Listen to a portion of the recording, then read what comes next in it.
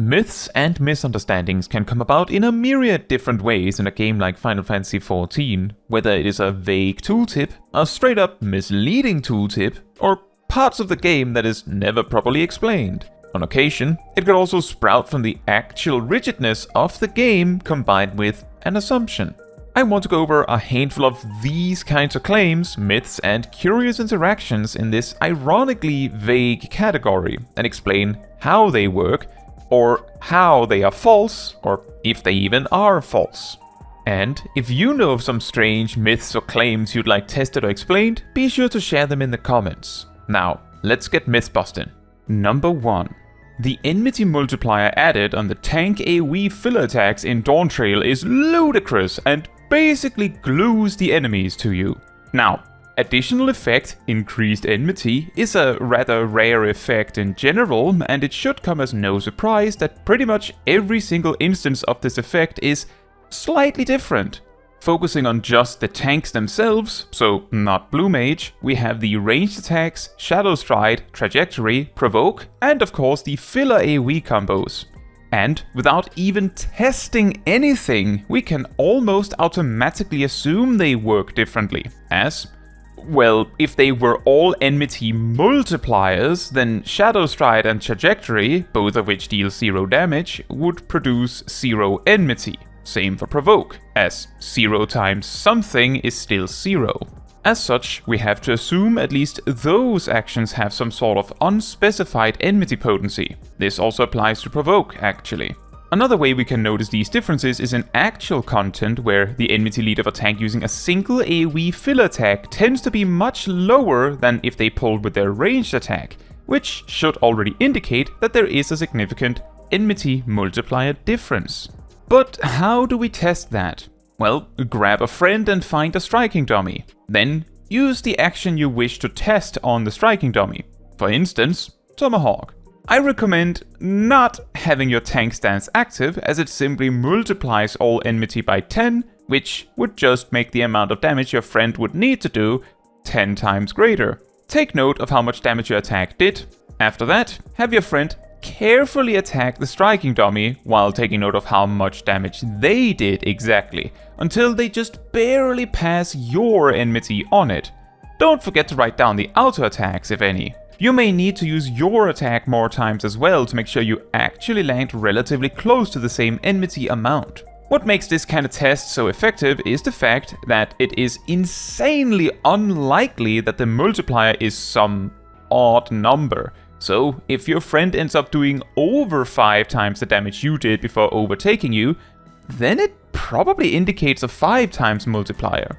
As long as you can get it close enough that you don't need to flip-flop between 5 and 6, for example. This exact method can be used for both the ranged attacks and the filler AoE combo attacks.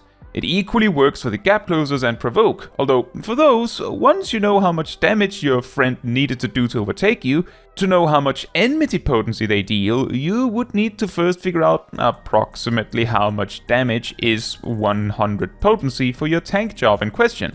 And then from there, convert the amount of damage your friend needed to do into equivalent potency for you, meaning how much potency would you need to deal to do that much damage.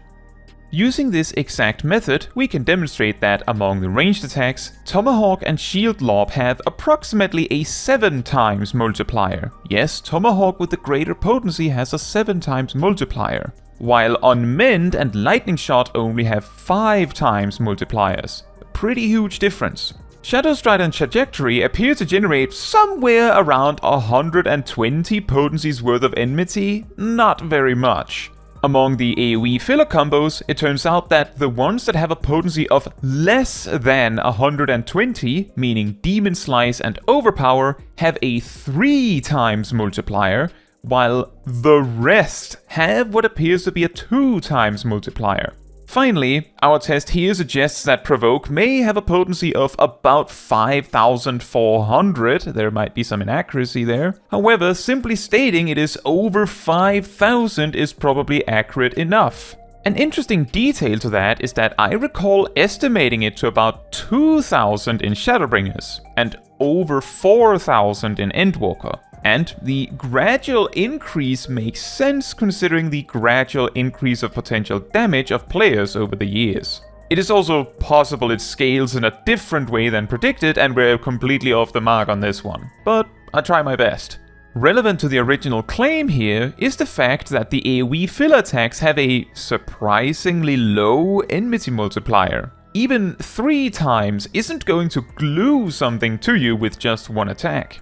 In fact, it is just enough that things should be mostly fine as long as the DPS doesn't just fully barrel down on one guy while you're still pulling. Take note also that tanks, for whatever reason, do about 20% less damage per potency relative to all other jobs. Baseline. I demonstrated that in this other video, linked in the description. Number 2. Aetherpact Snapshots, healing increasing effects. True. Aetherpact is one of the weirder healing actions in Final Fantasy XIV. The way it works is that the Scholar generates Fairy Gauge by using Aetherflow spending actions while in combat, and their Fairy, whatever it is actively on the field, which means any Aetherflow spent while not in combat or during dissipation will give 0. Then, Aetherpact can be used on a party member to cause the fairy to shoot a beam of healing towards them, which is a channeled heal that heals about every 3 seconds for the listed healing. This also doubles as a way for the Scholar to decide who the fairy is healing for a bit. Due to the sort of vague similarity to Bloodwedding in that it is an action that applies an effect that heals based on, in a way, the actions of someone else, the fairy in this case, it calls into question how exactly it works. For comparison's sake, Bloodwedding scales real time with healing increasing effects like Protraction and Thrill of Battle, which means that if these effects end in the middle of Bloodwedding, the healing received from Bloodwedding is immediately reduced from then on. Simultaneously, if healing increasing effects are applied during Bloodwedding, its healing is increased from then on. I demonstrated this in another Mythbuster video, link in the description. Other things in Final Fantasy XIV that have real-time scaling in this fashion includes placed AoEs, which snapshots the user's state but scale real-time with their target, and pets, which scale real-time across the board with their owner's state. Now, Aetherpact causes the fairy to use Fey Union on their target, the previously mentioned beam, and when Fey Union is cast, it snapshots the state of their target, which determines how much healing each tick does until either the action is cancelled manually or the gauge is empty. I did not forget an ending requirement, we will get back to this shortly. To demonstrate this, first generate a bunch of Fairy Gauge and use Aetherpact on yourself, take note of the healing done. I can observe on myself that the healing averages around 14,700 or so. Then generate new Fairy Gauge, and then use Protraction followed by Aetherpact.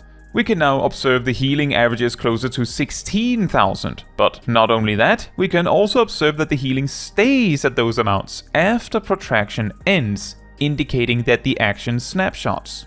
For a double check, generate new Fairy Gauge, then use Aetherpact, and then Protraction, and observe that the healing does not increase. However, if you cancel and recast Aetherpact with Protraction still active, it suddenly jumps up again. A particular reason why you might have expected Aetherpact to scale real time is the fact that the target could just step away, which would cancel the effect, right? Not quite. If you order your fairy to Aetherpact on a target that somehow exits the monstrous 30-yard radius, the beam simply disappears, and the fairy will stay there and wait for their return. If the target returns to the radius, Fey Union remembers the snapshot from before. This is even more curious since while the target is out of range, Fairy Gauge is not being spent at all. Hypothetically, you could stack a ton of healing increasing effects on someone, activate Aetherpact, and simply have the target step inside the radius whenever they need healing, and otherwise just maintain the Aetherpact for the entire fight. I don't see how this would actually be useful, but it is quite funny that you could do that, like some sort of Aetherpact smuggling. Number 3. The differences between increased healing magic potency and HP recovery via healing actions. This one is a very common point of confusion. especially for healers that actually have to deal with it. Sometimes, players assume they are the same, and that the wording is just weird. A bit like how Scholar's Sacred Soil and Paladin's Passage of Arms reads their damage reduction reverse to how all other damage reduction in the game does, even though they work exactly the same way. However, these two properties of healing are distinctly different. Let's start with the simpler one of the two, HP recovery via healing actions. The way it reads is already confusing, as it could both mean the healing I do with my actions are increased, as in increased healing done, and the healing I receive from actions are increased, as in increased healing received. The actual effect is increased healing received, not done, received. A notable action that since Dawntrail's release has caused some confusion on this is Azulogion's The Arrow. To demonstrate that it is healing received, simply summon your Chocobo, use Benefic to determine your average healing amount, then use The Arrow on your Chocobo and cast Benefic. Observe the healing increases, which it would not have if it was healing done. What then causes HP recovery via healing actions to be the simpler version is the fact that it applies to all healing, with the precise exception that it does not work on percentage-based healing or otherwise fixed healing amounts. For example, Protraction will always heal the target for 10% of their maximum HP. Benediction will always heal for 100% of the target's maximum HP, and so on. On the opposite end, we have increased healing magic potency.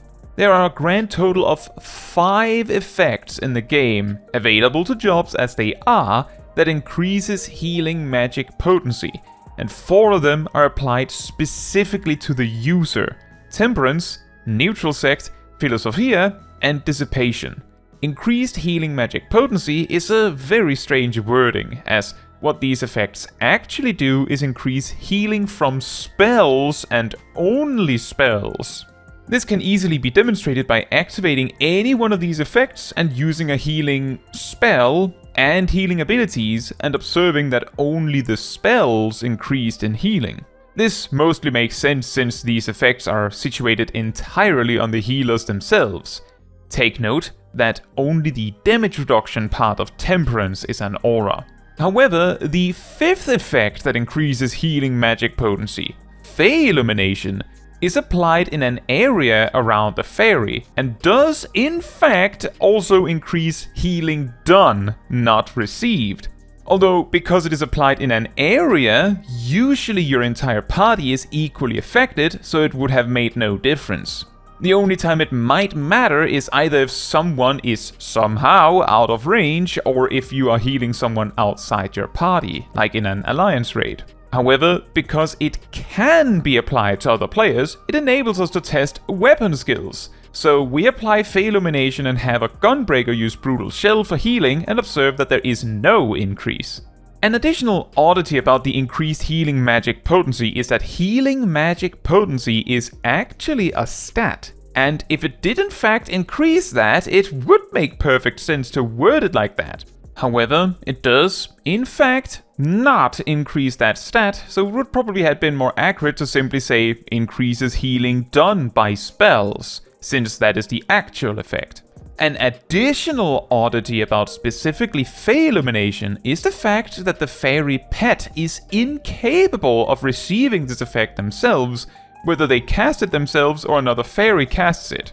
Simultaneously, they do not benefit from the effect even if the owner has it. This means that, despite Embrace and Seraphic Veil being spells, they cannot be boosted by Fey Illumination. Weird, huh? Number 4. Kiting does not work in Final Fantasy XIV. False. Because of the rigidness of the game, some players may have found that kiting mobs, running away while attacking essentially, doesn't work as well as they had hoped. Other players may simply have observed something similar in similar games and assumed 14 is the same. Notably, in World of Warcraft, especially newer versions, mobs tend to have a base movement slightly higher than players and also have a melee attack range slightly greater than players, meaning that without movement slowing effects, it simply doesn't work. However, in Final Fantasy XIV, mobs and bosses only really start worrying about closing the gap to punch you if they have a punch ready to go. Which means that even if they are faster than you, they usually are, running away will waste their time as they need to run up to you for each swing. Depending on the swing timer and the move speed difference, this could even double the time between hits from some enemies. Part of what may have also given rise to this claim is the fact that the further back in time in 14 you go, the more susceptible enemies are to kiting, leading to the suggestion that this was something that was quote-unquote fixed out of the game gradually. However, even Dawntrail bosses can be susceptible to kiting, assuming they don't have a ranged auto attack, or alternatively that their tank buster isn't also a gap closer. A very common property, by the way. Part of why kiting sees very little to no use in Savage content or similar is the fact that running the boss around to cause the boss to lose maybe one auto attack is rarely ever worth the massive damage loss it can be for the party to deal with that amount of moving around. Not to mention how unpredictable it can make the boss when they suddenly start the next mechanic at whatever location and angle they were placed at. Unless the kiting somehow enables some sort of hidden tech, it simply won't be helpful. Which is also why kiting is mainly used for more unusual content, like soloing bosses, dungeons, deep dungeons, or alternatively, as a desperation tactic when pulling really big to survive just slightly longer if something goes sideways. In fact, a lot of A Realm Reborn dungeons are filled to the brim with mobs running as fast, or actually slower than players, allowing you to completely nullify their attacks simply by casually jogging away. This also contributes to why it seems to be relatively easy to pull a lot of stuff, but then it gets a lot harder once you reach your destination and the mob starts slamming into you. And finally, number 5. Pictomancer's motifs do not scale with speed at all. True. As a matter of fact, Pictomancer has a very strange practical relationship with spell speed, which is often completely unnoticed because Pictomancer doesn't really care much for spell speed in the first place. There are two specific standout things that makes Pictomancer weird about spell speed, if they wanted any. The first one is, as the claim implies, that the drawing time of the motifs are unaffected by spell speed, despite being spells.